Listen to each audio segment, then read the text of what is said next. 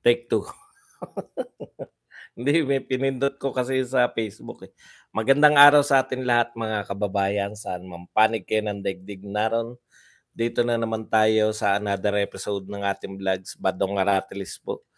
Pag-uusapan natin ngayon, ito po, no? Ito po si Abi. Siyempre, hindi po tumitigil to sa kababanat sa mga Duterte, no? Kada banat niya, babanatan din natin. Kaya lang may palusot, eh. No? Ayon po kay Mike Abe, sa kanya pong balita, nakalimutan niya na siya ay nagba-vlog. Vlogger ka, Abe, no? Iba yung balita mo kapag sa PTV4, hindi mo pwedeng katwiranan na ikaw ay hindi bumabanat kung di binabalita mo lang, ha? Kasi vlogger ka. Vlogger ako, wag mo ako bubulahin. Na kunwari hindi mo binabanatan, nagbabalita ka lang.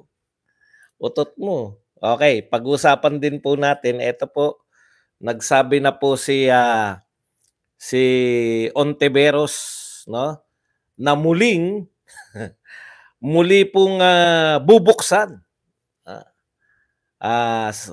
Senator Risa Ontiveros will push to reopen the Senate's Parmali investigation. Tandaan po nyo, 7 buwan po nilang inimbestigahan yan.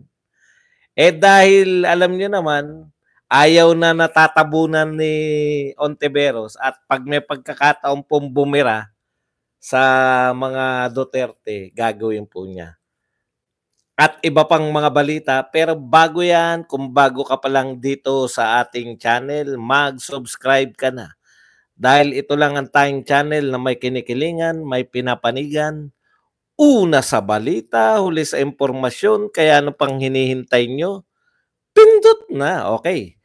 Unahin na natin to si Mike Abe. Alam po ninyo, dapat expose natin to kung anong uri ng mga tao to, no?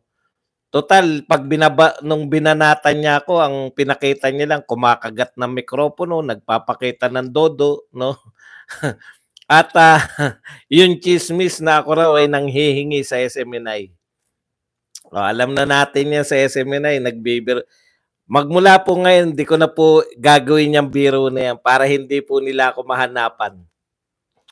Pagpapakita ng dodo, gagawin ko pa rin. Kasi gusto ko silang gusto ko silang pababawin. Okay, pero ito po, makikita nyo, kasi ano to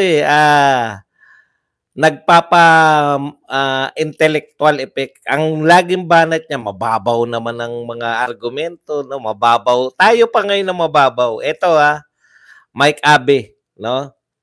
Alam kong isa ka sa tinitingala ng mga loyalists na parang ang datingan ikaw isa sa pinakamatalino, no? Kaya i-expose lang kung anong uri ng utak meron ka. Di ba? Wala naman sigurong masama.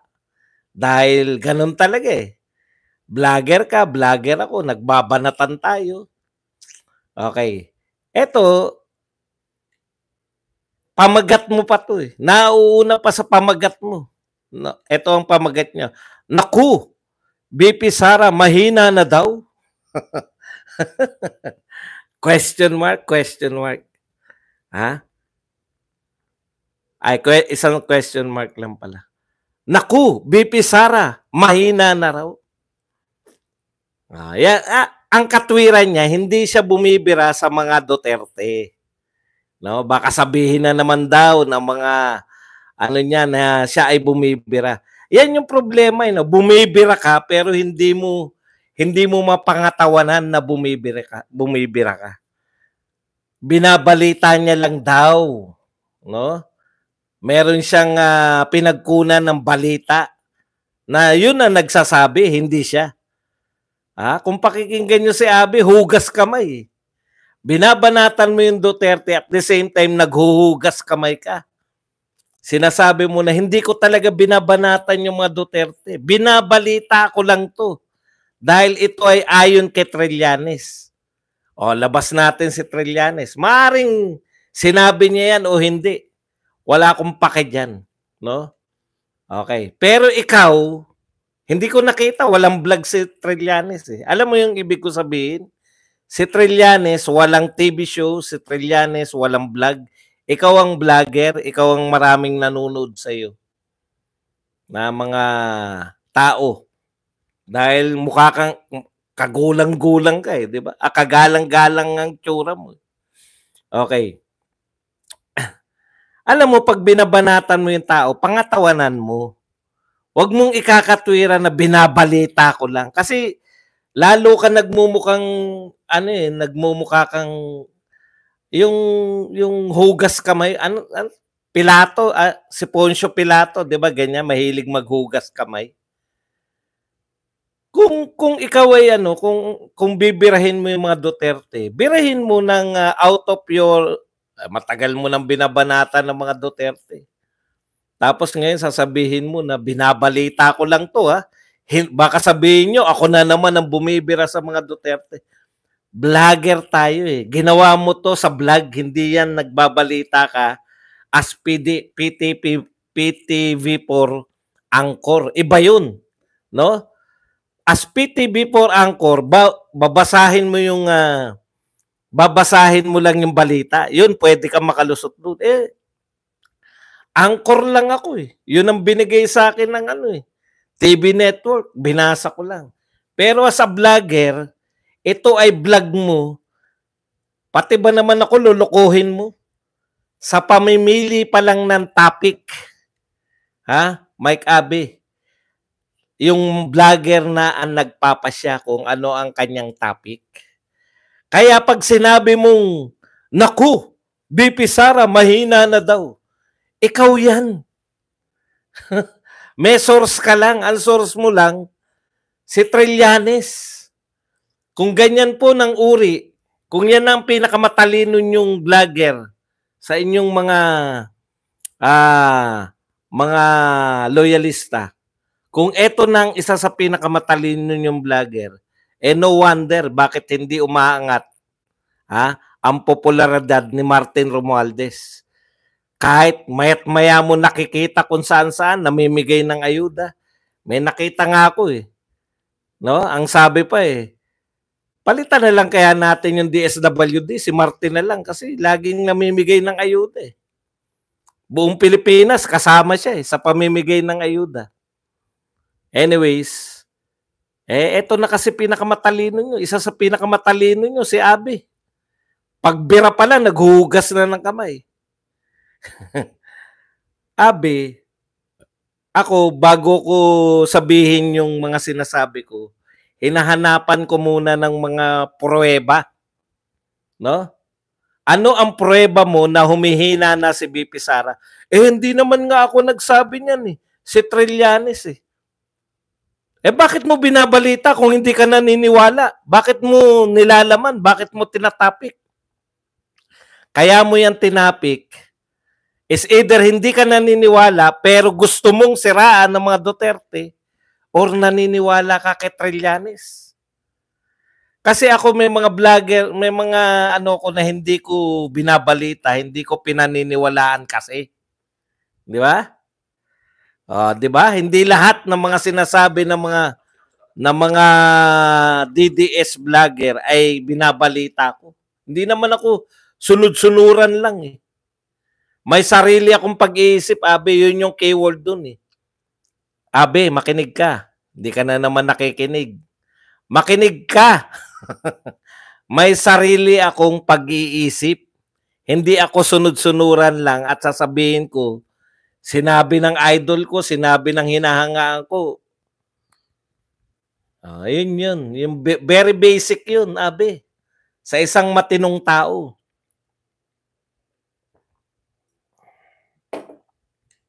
Iko-quote mo lang si Trillanes. Bakit mo tinapik kung hindi ka naniniwala? Dalawa lang yan.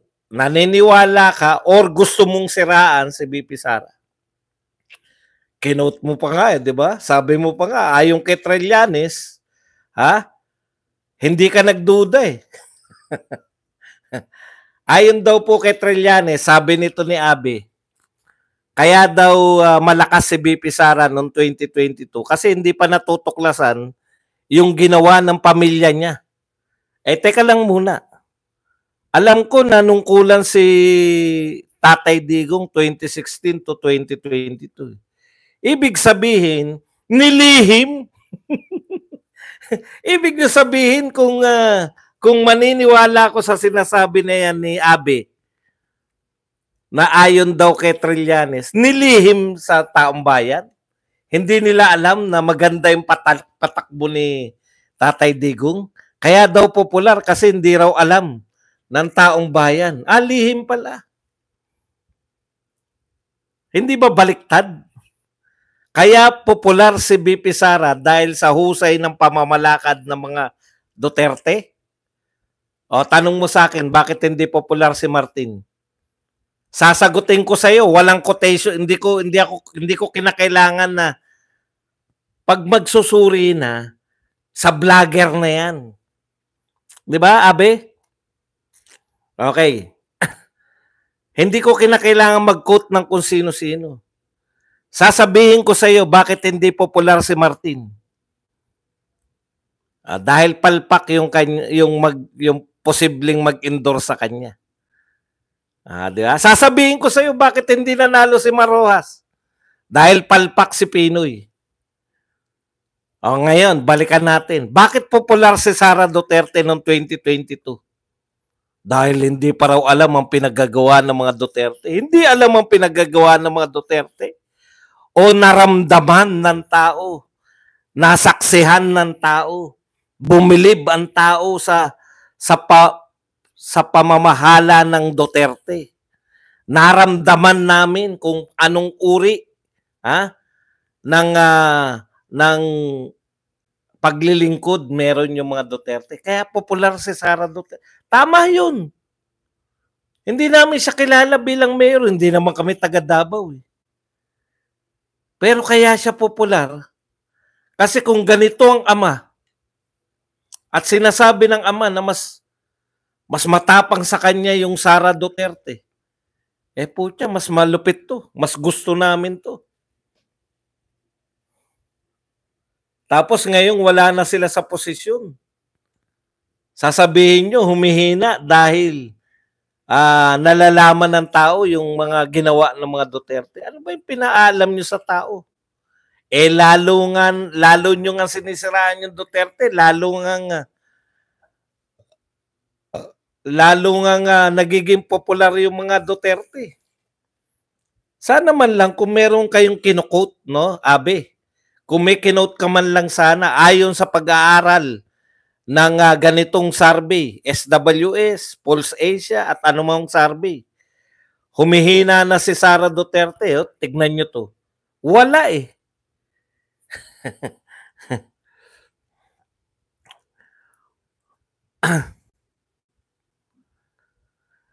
Diba? Wala namang survey na nagsasabi na mahina na si Sara Duterte.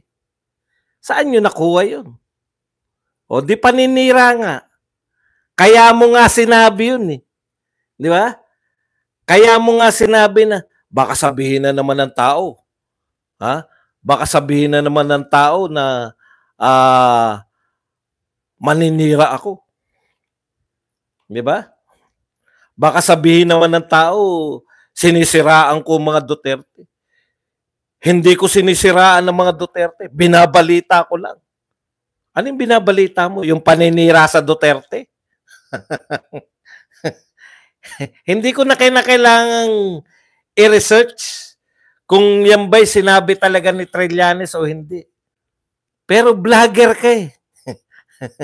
Kung hindi ka naniniwala dun sa sinasabi ni Trillanes, hindi mo yan gagawing topic o naniniwala ka man hindi, gusto mo yang maging topic dahil kasama sa agenda mo bilang tao, no? Yung paninira sa mga Duterte. Anong survey ang nagsasabing mahina na si Sara Duterte?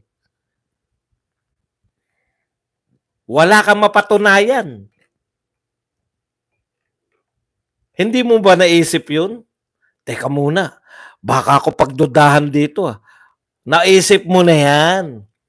Ang akala mo lang sa mga Pilipino, bobo. Binubobo yung mga Pilipino. Matagal na. Ngayon, ipapaunawa namin sa mga tao kung ano ang ginagawa ninyo.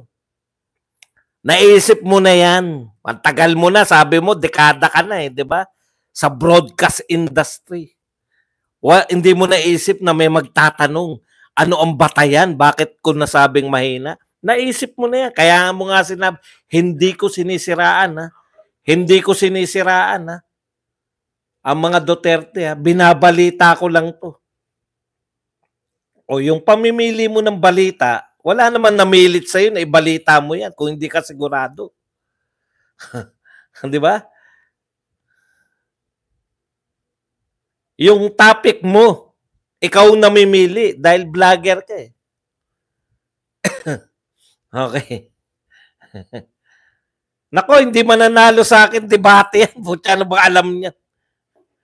Hindi mananalo sa akin ng debate yan, pero hindi ko yan lalabanan kasi nakapagsabi na ako, ang dami po naghamon sa akin eh. Ganito ginagawa nila, no? Mga naghamon. Hamon ng hamon, di ko kilala. Tapos sasabihan ako, mababalitaan ko, napunta ako ron sa channel ng isa naghamon sa akin, duwag daw ako dahil hindi ko kilala yung tao. Kaya nagsabi na po ako, lahat ng gusto makipagdebate kay Badong para naman may sense yung pakikipagdebate ko. May talent fee po ako sa debate, 200,000. O, ayan Kaya wala na pong naghamon magmula nun.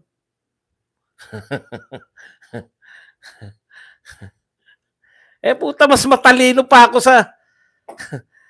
Alam ko na yung gimmick eh. Nakita ko mismo eh. Pumapasok sa akin. Debate daw kayo ni ganun. Debate daw kayo ni ganun. Siyempre, hindi ko po yan kilala. Hindi po ako maya-maya, topic na ako nung tao na yun. Duwag daw ako at hindi ako lumalaban. Wala po akong tatakbuhan. Lahat ng mamon ng debate sa akin, 200K ang aking talent fee. Mag-ipon kayo. Pag nakaipon kayo, kayo na bahala sa topic, kayo na bahala sa venue, kayo na kahit saan. Para matigil yung mga hamon-hamon. Hindi po ako natatakot dyan eh. Sa debate, kahit sino. Mag-ipon muna kayo ng talent. Libre ba ako? Ano kayo? Bali? Akala nyo lang libre eh. May kita ko rito, makikipagdebate ko, wala akong kita. Ano yan, payabangan lang. Utot nyo. Okay, balik tayo rito kay Abe. Abe, style mo, wala na yan. Hindi ako naninira sa mga Duterte. Baka sabihin nyo na naman, naninira. Kung tumitira ka, pangatawanan mo, yun lang naman eh. Huwag kayong maging peke. Napaka-peke mo, nagbabait-baitan ka. Ako, ayoko sa lahat, kang bait-baitan eh. Nagbabait-baitan ka na kunwari hindi ka na tumitira, kinukot mo lang si Trillanes, di wag mong gawin topic kung ayaw mong tirahin. Tangengot mo. Kami po, kung ano yung topic ko rito, yun. Tumitira ako, okay. Di ba? Ano ngayon? Wala naman po kapatol sa akin dyan eh. Kasi nga, para lang magkaroon ng kung ano yung sinabi ko sa iba, pare-pareho.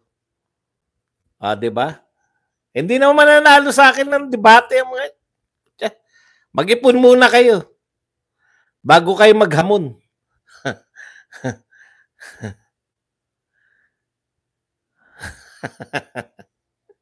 Dapat sinabi mo yan, Bilyo Ekila.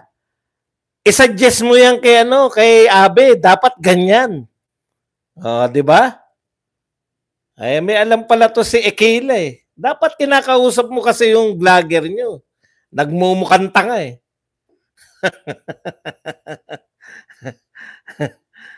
Oo, palusot ko na to. Pero may talent fee ako.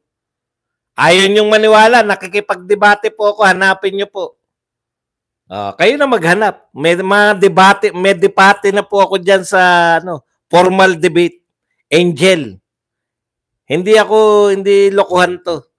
Hanapin mo Bad Aratilis debate. May makikita ka. Di ba? Ikaw naman, Angel. Oh. Hindi naman kita lulukuhin, Angel. Ang mga niloloko lang yung mga nililigawan.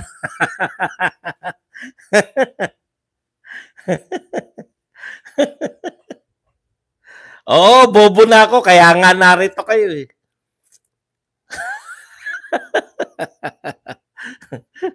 Di ba?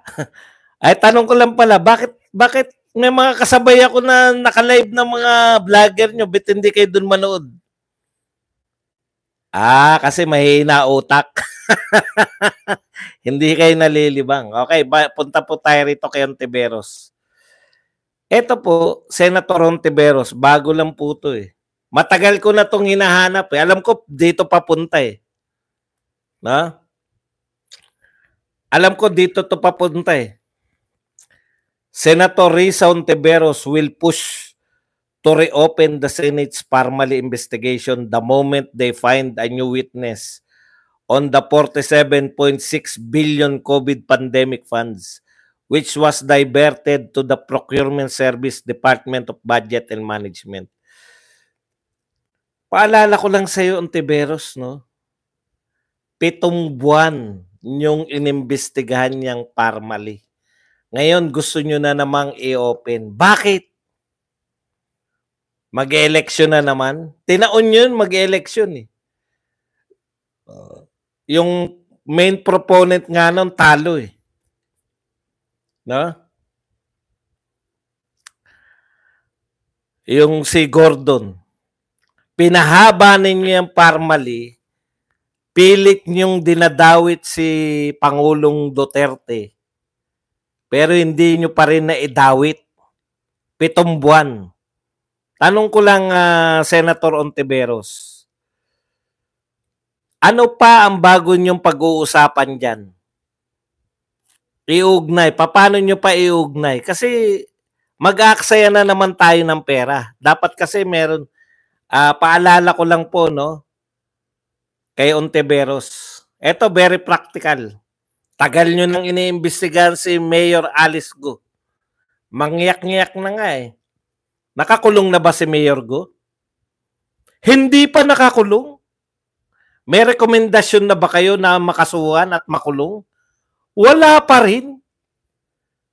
Gusto mo na naman pumunta na naman sa ibang investigasyon? Hindi pa po pwedeng dito muna kayo kasi wala. Nakuha nyo na yung gusto nyo? Na-expose nyo na? Concerned ba talaga kayo? Naniniwala ba talaga kayo na may kasalanan si Mayor Go? Hindi namin kilala yan. Gusto namin kung merong kasalanan, meron namang mahatulan sa mga ginagawa ninyo. Natatandaan ko noon, si Napoles. Di ba? Meron talaga nangyari. Natatandaan ko rin nun, yung kay Napoles na lang. Marami mga napakulong. Yung sa uniforme ng ng mga AFP. Garcia, General Garcia yata. Ganun yung mga Senate investigation nung araw eh. Nauuwi sa may nakukulong. Hanggang ngayon nakakulong pa si Napoles eh. Kasi meron talagang binibintang na krimen, di ba? Bago mag-imbestiga ito, may krimen na naganap. No? Kumuha sila ng mga star witness. May mga star witness eh. Kaya may mga nakukulong, napapakulong. Ano pa halimbawa? Maraming halimbawa, di ba? Tanong, tagal na nito si matagal na to si Alice Go. Mayor lang po yan. Hindi po yan immune. No? Mayor lang po yan. Hindi po yan immune from prosecution. Ibig sabihin, para po malaman ng mga fans ni Abe, ang ibig ko pong sabihin doon, sa mga fans ni Abe, kasi fans kayo ni Abe, di malamang mahina rin kukote nyo. Yung ibig ko pong sabihin doon, pag mayor po, pwede pong makasuhan. No? Okay. Pinasamahan nyo ng pinasama si Alice Go. Nakakulong na ba? May rekomendasyon na ba kayong kasuhan?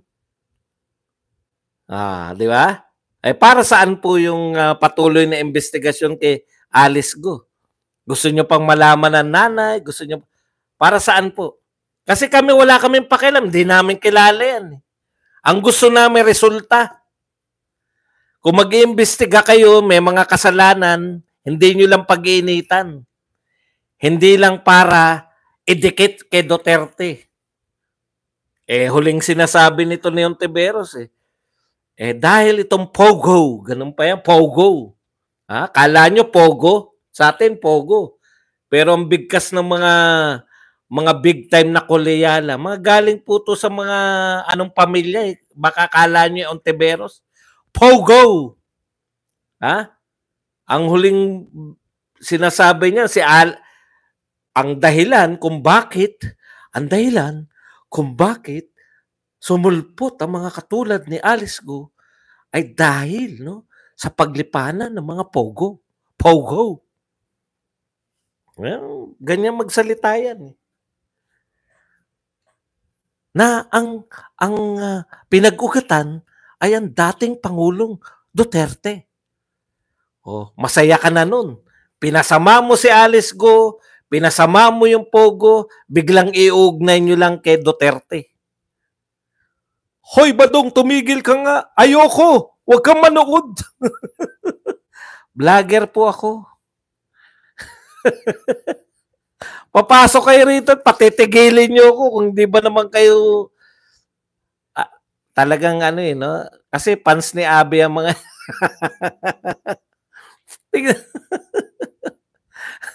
nagtatrabaho ko patitigilin nyo ako.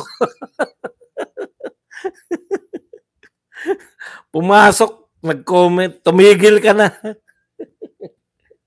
Naknampo pa talaga itong mga fans ni Abby. Hay, nako, wala talaga mahihita sa inyo.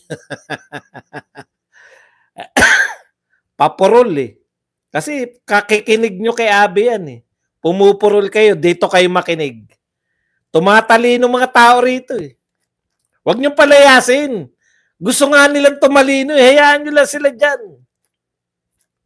Di ba? Hayaan nyo lang yung mga yan. May fans pa si ninyo. May fans na si Abby, may fans pa si ninyo. Dyan, sige. Sama-sama kayo dyan. Okay. Balikan po natin rito, Alam nyo, hindi pa po tapos si Go ganyan na lang yan? Magkano po inaksaya natin yan? Sabihin naman, bakit si Bato? Alam nyo si Bato, presidente ng Pilipinas yung dinidiin dun.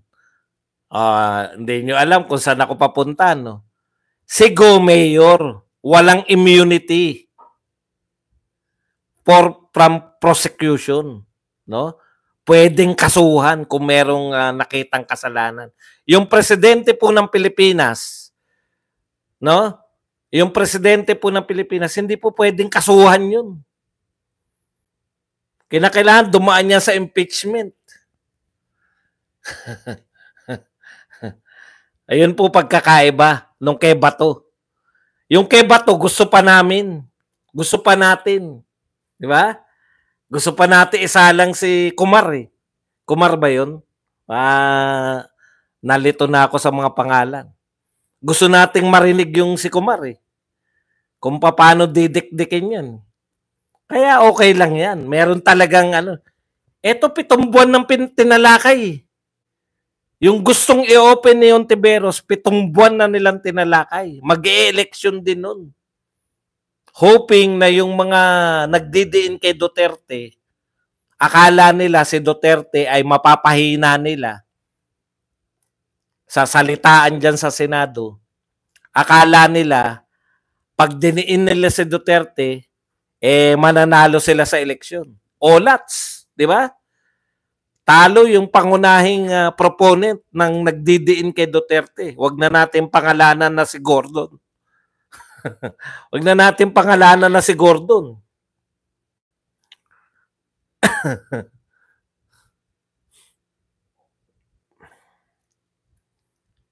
Oh, nasaan na yung pansin ninyo? Kanina ka pa dakdak ng dakdak. Na-recognize na kita. Pans ka ninyo? Eh, magkakalat kayo na kabubuhan dito. Yung idol mo muna. Tanong ko lang sa'yo yung pans ninyo. Bakit mo idol si Ninyo? Yun ang sagutin mo bago ko sagutin yung tinatanong mo. Bakit mo pinaniniwalaan si Ninyo? Eh, dun pa lang, puta. Naniniwala ka kay Ninyo pala? Puta, kinu-question na yung pagkatao mo ngayon pa lang. Meron pala naniniwala dun sa tao na yun. Kinakalat mo pa yung paniniwala mo. Oh, di ba? Oh, balikan natin. Si Ontiveros. Ontiveros, bago mo muling buksan yung 7 buwan nyo ng pinag-uusapan, tatanungin mo ko, galing kay Ninyo yan. Naniniwala ka kay Ninyo, may susumpa mo sa pamilya mo na yan ang idol ko, si Ninyo. Lahat ng pinaniniwalaan niya, pinaniniwalaan ko. O, bago mo ko tanungin ng impormasyong galing kay Ninyo. Eh, lahat ng tao rito, putya, ikaw, asa na yun? Putang ang impormasyon mo galing kay Ninyo, tapos sasabihin mo na matinong tao ka? Magpatingin ka muna ng utak, uy, bago ka magtanong-tanong kay Badong. Kanino ba galing to? Kay Ninyo. O yun, tanungin mo muna sarili mo. Karapat dapat ba ako magtanong sa isang henyong katulad ni Badong kung ang impormasyon na nakalap ko ay galing kay Ninyo?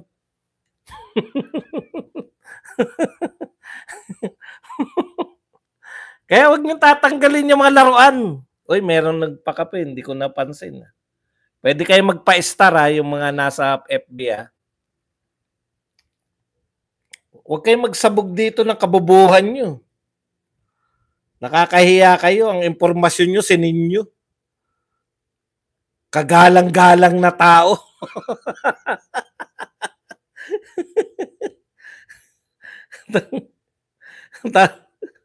Tapos gusto nyo na, sino ba nagpakape?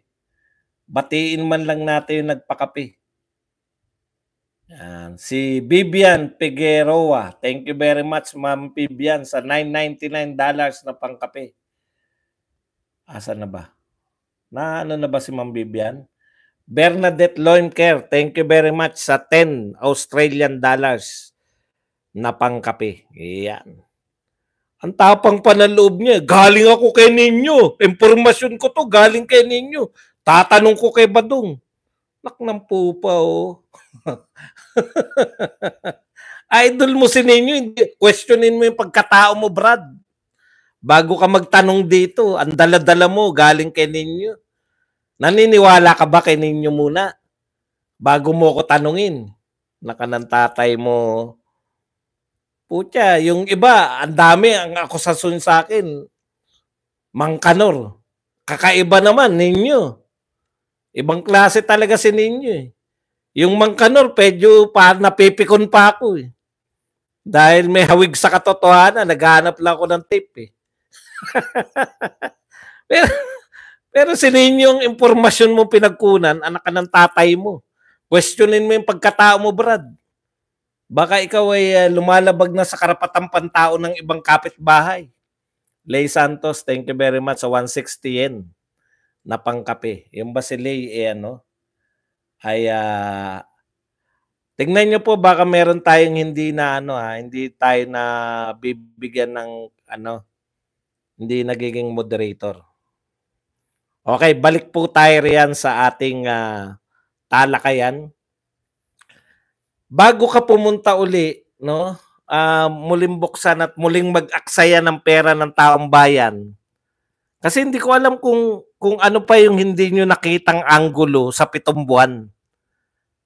Para nyong inaamin na kaming mga senador, na 7 buwan na yan na tinalakay, meron pa kami nakalimutan.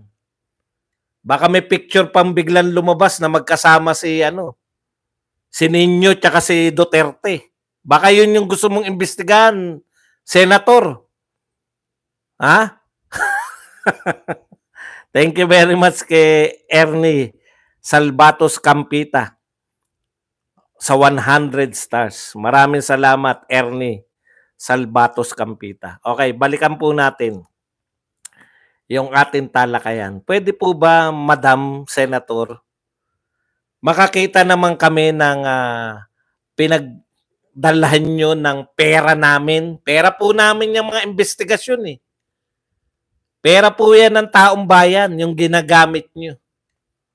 Kung hindi nyo po kayang mapakulong si Go, kasi pinalabas nyo na napakasamang tao at wala pala kayong kaso.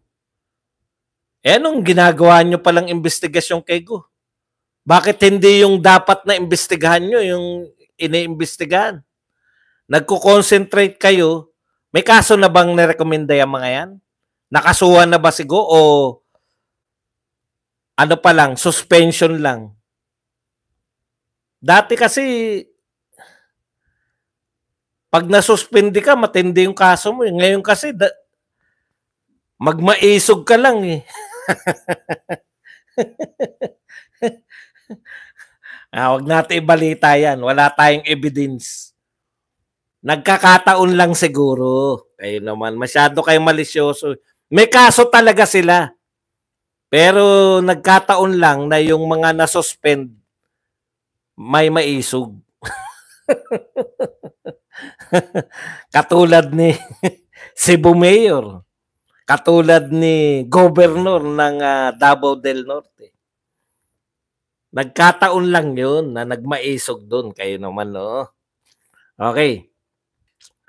Alam ninyo, pwede po ba, Madam Senator, bago ka na naman mag-aksaya ng pera namin, pera po namin yan eh. Sana may mahitan naman muna kami kay Go sa investigasyon nyo kay Go. Kasi hinalukay nyo na eh. Gusto nyo pang ipa-DNA eh. Nabuksan na sa amin lahat eh. Yung gusto nyong ibintang pati yung nanay eh. Ano kaya kung nanay niya yun? Yung pinagbibintangan nila. At dahil po dyan, ano po sabi ng COMELEC? Pwede pa rin tumakbo si Go. Ano pong ginagawa natin sa Senado? Wala naman palang epekto yung mga pinaggagawa ninyo. Kung may krimen talaga, sinasabi ninyong kung ano-ano, bakit makakatakbo pa rin sa 2025? Tapos sasabihin nyo na naman ngayon, imbestigahan nyo ulit si Duterte na naman sa Parmali. Pwede ba gamitin nyo naman ng maayos yung pera namin? Pera namin yan, hindi mo pera yan. Parang kay Martin. Saan ba ang susunod na ayuda? Speaker. Ang galing. Ito pinakamasipag na speaker eh. In fairness. Masipag mamigay ng ayuda.